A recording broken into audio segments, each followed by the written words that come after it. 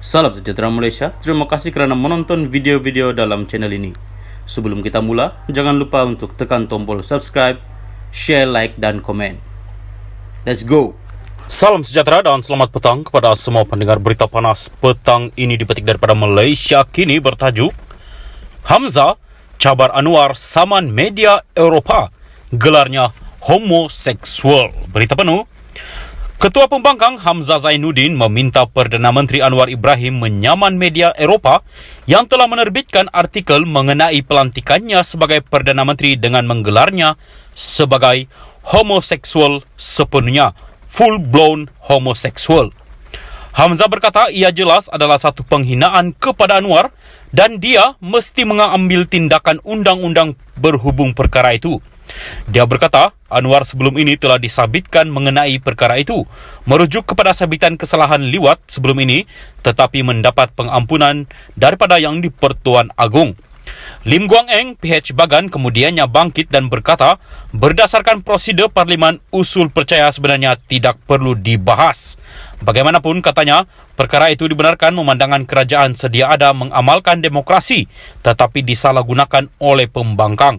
Jangan salah gunakan ruang diberikan kepada ketua pembangkang, katanya. Kalau kita dengar ucapan tadi, satu tuduhan oleh sebuah surat khabar yang kita tak pernah dengar langsung.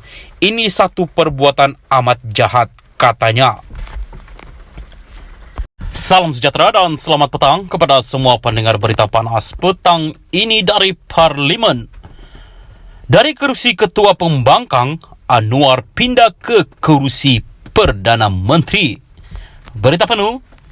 Anwar Ibrahim yang menjadi ahli parlimen pertama yang beralih secara terus daripada kerusi ketua pembangkang ke kerusi Perdana Menteri. Dia akan digantikan oleh Hamzah Zainuddin PN Larut yang memasuki panggal keduanya sebagai ahli parlimen pembangkang sejak 2018. Kedudukan ketua pembangkang itu amat penting kerana ahli parlimen itu lazimnya akan menjadi orang pertama diberi peluang membahaskan sebarang usul atau rang undang-undang yang sangat penting. Ia juga adalah tradisi dalam sistem Westminster yang memperuntukkan jawatan ketua pembangkang untuk calon bakal Perdana Menteri. Hamzah 65 sebelum ini adalah Menteri Dalam Negeri semasa pentadbiran Muhyiddin Yassin dan kemudiannya ketika pentadbiran Ismail Sabri Yaakob. Perdana Menteri sebelum Anwar, Ismail Sabri Yaakob, BN Bera, telah dipindahkan ke Blok D walaupun masih di barisan hadapan. Ismail Sabri diapit oleh penasihat PKR, Dr. Wan Aziza Wan Ismail, PH Bandar Tun Razak dan pengurusi DAP Lim Guang Eng, PH Bagan. Hishamuddin Hussein, BN Semborong pula duduk di sebelah Syed Siddiq, Syed Abdul Rahman, Muda Muar. Blok D terletak betul-betul bertentangan dengan speaker dan lazimnya dihaskan untuk pemimpin kanan penyokong kerajaan. Seperti Anwar, Ismail Sabri pernah menjadi ketua pembangkang, memegang jawatan itu antara Mac 2019 dan Februari 2020. Bekas Perdana Menteri lain di Dewan Rakyat ialah Muhyiddin Yassin, PN Pago, yang duduk bersebelahan Hamzah. Muhyiddin diberi kerusi lebih penting dan dia mengatasi Presiden PAS Abdul Hadi Awang, PN Marang, dalam hierarki gabungan mereka. Turut berada di blok pembangkang adalah bekas pemimpin UMNO Syahidan Kasim, PN Arau, yang duduk bersebelahan dengan Saifuddin Abdullah, PN Indra Mahkota. Di sebelah kanan Anwar, dia akan disokong 4 rakan utama, pengurusi BN dan Presiden UMNO Ahmad Zahid Hamidi, BN Bagan Datuk, Fadila Yusof, GPS Petra Jaya, Setiausaha Agung DAP Anthony Lok, PHN Seremban dan Presiden Amanah Muhammad Sabu, PH Kota Raja. Apa yang ketara, dia turut memilih Menteri Dalam Negerinya Saifuddin Nasution, Senator PH, untuk berada di belakangnya.